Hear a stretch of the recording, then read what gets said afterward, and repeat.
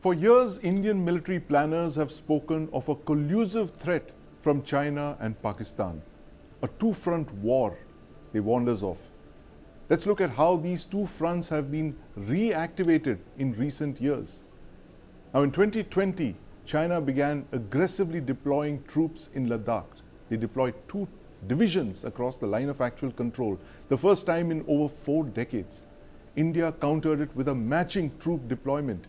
The Indian Army pulled soldiers from other core areas to fill the gaps in Ladakh. Now, among the troops it moved was the Rashtriya Rifles Uniformed Force based in Jammu and responsible for the areas of Udhampur and Banihal. It was a prudent decision in 2020 because Jammu was largely peaceful. Militancy was confined to the Kashmir Valley. Now, in 2021, the Indian Army extended its ceasefire along the line of control with Pakistan to ensure it could focus on the China front. And 4 years later, 4 terror strikes in Jammu have shattered the calm in the west, along the western front. These attacks, carried out by small teams of terrorists, spread across a 5,000 square kilometer area of Jammu, have forced us to relook at these deployments. But first, let's look at what preceded these attacks. On the 28th of April, Pakistan Army Chief General Asim Munir, the most powerful man in Pakistan, visited China for 4 days. On the 9th of June, the day the Modi government was being sworn in, General Munir was in Beijing again, this time with Prime Minister Shehbaz Sharif. Between the 9th of June until the 12th of June, 4 days, Jammu has seen 4 terror attacks. These attacks are meant to give an impression of a situation spiraling out of control. What's the larger plan behind these attacks? Are these 2 hostile fronts now a reality? What's the way ahead? Joining me to discuss this are Lieutenant General Huda, former Northern Army commander, Colonel Nikhil Apte, defense analyst, and my colleague Justin Thomas in the studio at News9 Plus here with me. Gentlemen, welcome to the News9 Plus show. Thank you very much. General Huda, I want to start by asking you this. 2 fronts have been reactivated, you think? Tell us how the situation has changed in the last 4 years since China stepped into Ladakh with those massive troop deployments. So Sandeep, we have always talked about like 2 fronts, but in the army, we have said that actually we are facing 2.5 fronts. 1 front against China, 1 front against Pakistan, and a half front which is fighting insurgency primarily in Jammu and Kashmir, which abuts both these borders. Right. In the last 4 years, the threat has become much sharper. I think earlier the feeling was that at least China front would not get militarily activated. Yes. Yes, there are small incidents happening along the border, which is unsettled, but China wouldn't really pose a major military threat against India. And I think that military coercion along the LAC is now reality. The line of control, despite the fact that there is ceasefire, does remain active in the sense that infiltration is happening. A very large number of troops have got to get deployed. And now what you are seeing is Jammu region, which was largely peaceful, in the last 3 years has become very, very active. So the army really, frankly, has its hands full with 2 borders, and now what we are seeing as a resurgence of violence in the Jammu region. Is there some link between these things? I think there is. We know both China is hostile to India's rise, so is Pakistan. Feels that it's the only country in South Asia that can actually challenge what they call India's hegemony. And they've always done this in Jammu and Kashmir. I mean, the recent incidents that you spoke about, the one in Katwa was a result of an infiltration that happened from Pakistan. So I don't think we can rule out a link on these 2.5 fronts, as I call them. A link of the 2.5 fronts. Colonel Apte, we were talking about how the pattern that's emerging out of these visits by General Munir to Beijing, 2 visits in 2 months, and right at the time when the Modi government is sworn in for the 3rd time, you see a resurgence in violence in Jammu, a region that was largely quiet for the last couple of years. What's the message that Pakistan is trying to send us? Thanks, Sandeep. As I assess it, it is a clear case of strategic signaling by Pakistan. And the signaling is not just to India, but also to China and also to its internal audience. And when I say Pakistan, I mean the GHQ or the Karta Dharta or the people who actually run the country. To India, it's giving an impression that we are still existing. We are busting your narrative of peace and tranquility in the valley, Right. especially that there has been unprecedented number of voting in Kashmir. There is a new government in power with a slightly different mandate than what it was earlier. To China, and now that we are learning that the talks haven't really gone well, it's trying to give confidence that Pakistan can help out China in more ways than one, if not economically, then from a security perspective, to what General Huda alluded. And thirdly, to its own internal politicians who have used this narrative of rapprochement with India and seeking people-to-people contact and business contacts. The GHQ is actually signaling to them or putting down a hard line that this is a no-go area. Foreign policy with respect to India remains a prerogative of the Pakistan army. So that is how I would read it. It is a strategic signaling to all the stakeholders in this region. Right, absolutely. Strategic signaling to all stakeholders, as Colonel Apte put it. Justin, how is New Delhi receiving these messages? I think when Foreign Minister Jaishankar was sworn in, I think very clearly he had mentioned that China and Pakistan, the border issues with them, and that is going to be my priority in the third term. So that is clear-cut messaging given by India that from 2019, how the changes that have happened in the valley, in Jammu and Kashmir, that is going to be an ongoing process, but at the same time, we are going to ensure that both the fronts are also managed properly by us. Right. So that messaging and the fact that we are going to have the elections in the state again, yes. And in between those things, obviously Pakistan has a reason to create problems and issues for Indian government to ensure that the narrative that Indian government is pushing, that we are strong, we will be able to take on all the challenges that are given to us. That in itself is a troubling factor for Pakistan. So clearly, Indian government is ready. Indian government, the recent terror attacks shows the challenges that we are facing to ensure that, because the next short-term decisions that have to make is to ensure that the elections happen peacefully. Right. But if that doesn't, if Pakistan's idea is to ensure that doesn't happen, so in the statehood and all the political issues associated with Jammu and Kashmir, which are the main talking points in the next few months, is where Pakistan is targeting, and India is ensuring that doesn't happen. Right. General Huda, as Justin was mentioning, obviously the game plan is to target peace and tranquility in Jammu and Kashmir, which has been a big agenda point for this government. The fact that they, abrogated Article 370, state has been largely peaceful, civilian life has returned to normalcy. How can the Indian Army help in this? Would there be, you think, in the light of these incidents, a certain reorbiting of forces? Do you think forces will be pulled out from elsewhere and pushed into Jammu? Or would you not do this because this is exactly possibly what Pakistan and China want you to do, which is to move your forces? It's a dilemma for you, but just explain it to us how you would cope up with this sudden upsurge in a very quiet part of Jammu and Kashmir. So Sandeep, there is a sort of, let's call it a minimum requirement of troops to deal with a situation as it emerges.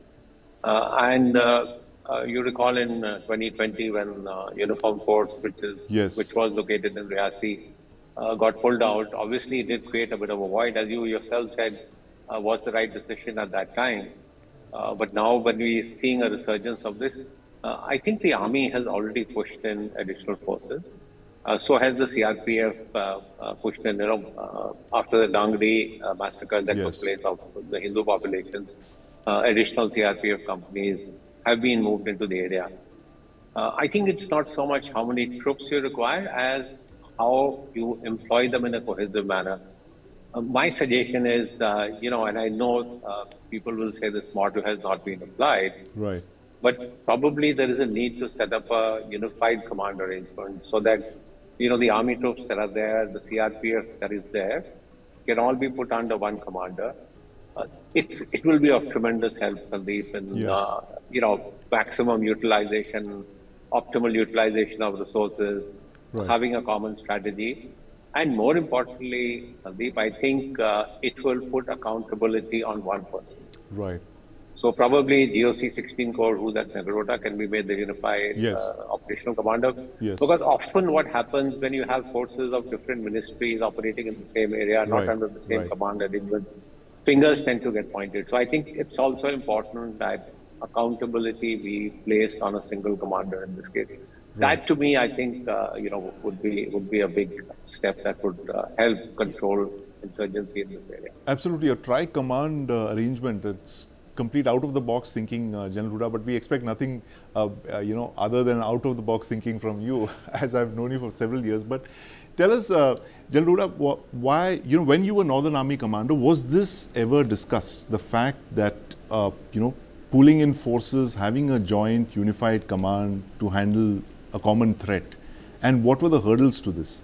So it was discussed, Sandeep, and frankly, this is the way to go. I mean, if you look at counterinsurgency, counterterrorism operations around the world, they all have a unified Yes. commander.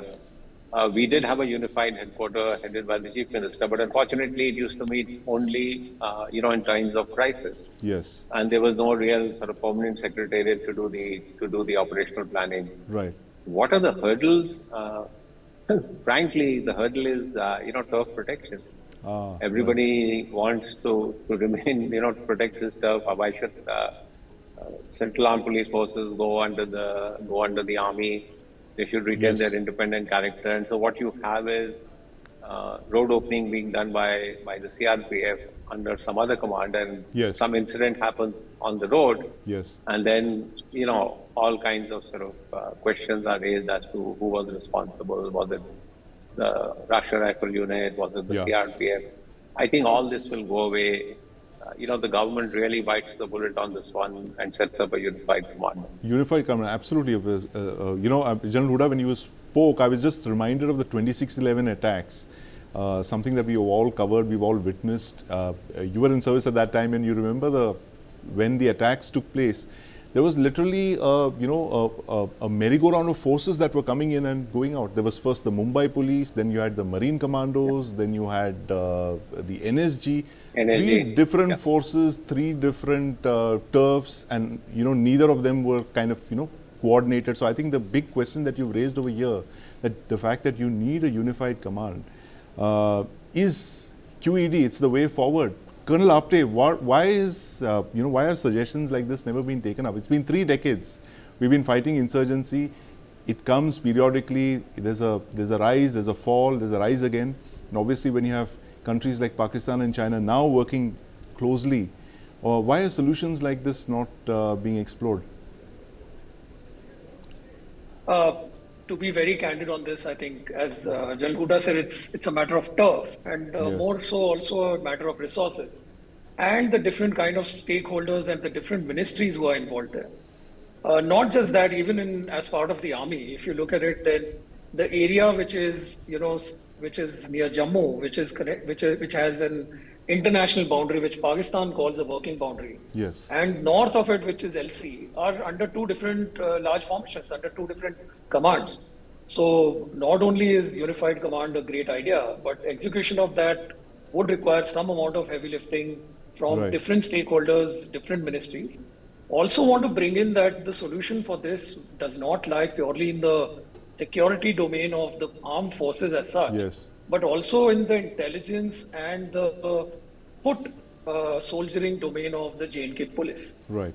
J&K police is a major stakeholder here. They have the pulse of the people on ground. The demography of J&K police is similar to the demography of the people who inhabit these places. So their intelligence network needs to be co-opted, their feedback needs to be brought in, and they need to be made equal stakeholders in the security arrangements in this part of the world. Right, absolutely. And General Huda, the J&K police is always, it's never possibly given the kind of recognition that it deserves, especially because of the kind of networks that they've created in the last couple of years. They've, the SOGs of the J&K police, they're pretty effective when it, tackles terrorism.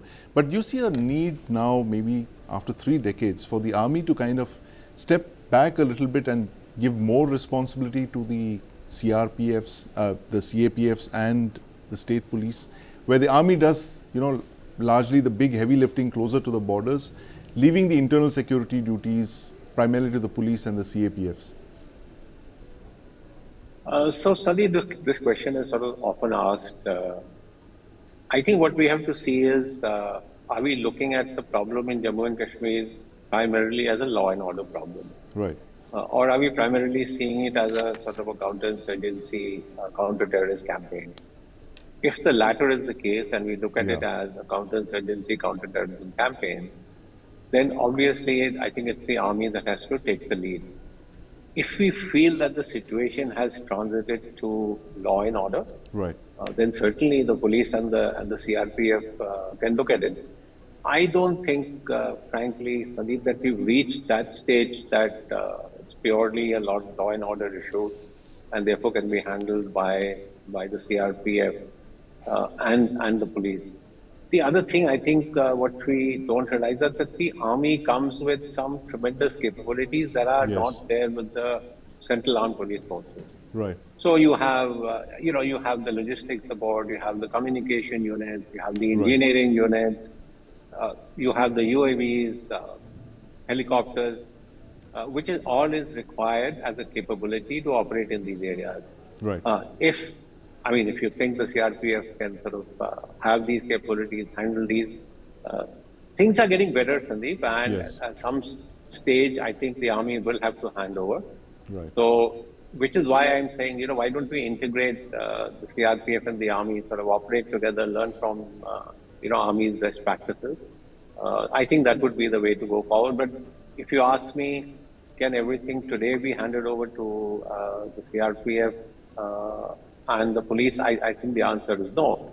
This was also talked about a couple of years back for Jammu region. Yes. But then when the situation sort of spiraled out of control, I won't say out of control, when violence escalated, they said, okay, we are not talking about handing over the Jammu region to CRPF anymore. So I think we have still some way to go. We have still some way to go, but Colonel Apte, as General Huda pointed out, the fact that you could look at interim solutions like, integrating the CRPF and the Indian Army together in close operations. Where else has this been done? Are there any successful models that we can look at, possibly within the system, within India itself, where, say, the paramilitary and the armed forces have worked together to fight insurgency? In case of hot war, in case of a conventional war, the paramilitary forces are mandated to work under work under army in all areas of operation. And we practice these drills that over a period of time, that whenever we are rehearsing our drills, these companies and these battalions of BSF, CRPF do come under command. As far as peacetime is concerned, and we consider today to be peacetime, I think it will require a heavy lifting or a rigorous push from the government to come towards a mechanism where the entire command structure is now unified to be reporting to a singular head. Right. And a singular head who does not belong to a particular ministry or a department, which controls all the other ministries and departments. Right. So I don't think this has been experimented before in India. However, if you go outside to GOC, which was set up in Iraq during Enduring Freedom, there, of course, this thing was experimented where every force in Iraq, every multinational force, every American force was under a singular head. So it's not that it's not been done before. In India, of course, there's a different challenge to do it. Right, absolutely. So the ball is back in the court of the government, Justin. I mean, very interesting suggestion there for a joint command comprising the paramilitary, the police and the Indian Army. But do you think the kind of turf wars that General Huda mentioned, the very aggressive protection of turf is going to come in the way of that? I think Government has its hands full now with the government coalition. has its hands full, and also see, we have already set a marker, like when you go into foreign territory and ensuring, taking on the terrorists out there. So that was one step that they had Yes. taken. So what stops them from moving ahead and to this, so that there's a unified command happening? Yes. So there's nothing. So it's actually a call that has to be taken Yes. by the government to and yeah, some people, some sections may be not happy, but that's the way out here. I mean, obviously nobody thought that we will go to Balakot and have a strike, but Yeah. we did it. So obviously there's a scope for that. It's about taking those decisions, which I believe the government has stated clearly that they are going to do. And if they have to handle such situation, because you cannot do a day-to-day battle with the terrorists. Okay, this terror attack happened. Okay, let's Yes. contain this. Let's contain this. There needs to be an overall overview how to handle it going forward. Overview how to handle it going forward. General Huda, you were one of the planners of the surgical strikes, the cross-border surgical strikes in 2016. Do you think the effects of that have worn off after nearly 8 years, and there needs to be a fresh set of red lines that need to be drawn so that GHQ gets the message? Absolutely, Sandeep. Even at that time, we didn't think that one cross-border operation Right. will completely stop and deter Pakistan from doing anything, in Jammu and Kashmir. Right. Certainly, it serves to send a strong message that response will come, and that was reinforced, I think, in a much stronger way with the Balakot airstrike. That we are willing to respond. India is going to be willing to respond strongly to terrorist incidents. But would that completely deter Pakistan? No. So I think we need a more sort of consistent strategy, which combines hard military power with diplomatic pressure, economic pressure, international pressure, and just sort of continue to do that with Pakistan. Continue to sort of reinforce these are what our red lines are. I think that strategy would be more successful. Sometimes I feel, we look at one odd incident and, say, by doing this, we have sort of achieved our purpose. Yes. But it doesn't frankly work that way. It doesn't work that way. And of course, it's a raft of solutions, because when you're looking at a two-front problem, then you have to have a raft of solutions, as our experts today have told us, many of them. Fantastic ones like the unified headquarters, which unfortunately been discussed for many years but not been implemented. Clearly, that's something that the government could be looking at in the future. Who knows? But thank you very much for joining us, General Huda, Colonel Apte, and of course, Justin Thomas, to talk about India's two-front collusive trap that we face with China and Pakistan with this new upsurge of terror attacks in Jammu.